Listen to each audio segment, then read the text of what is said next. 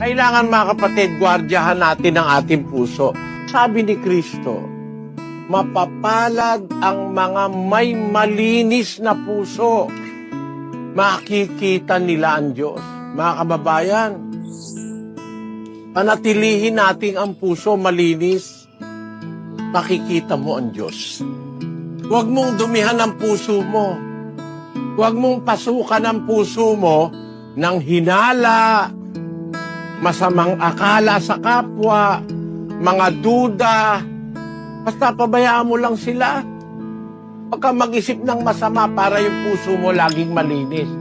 Kasi kung ikaw lahat ng chismis papakinggan mo, dudumi ang puso mo. Yan hong mga chismoso at chismosa. Mga ahente ni Satanas yan para dumihan ang puso mo. No? Ang daladala niyan, mga chismis, para ikaw ay magalit sa kapwa, makapagkaroon ka ng masamang isipin sa kapwa.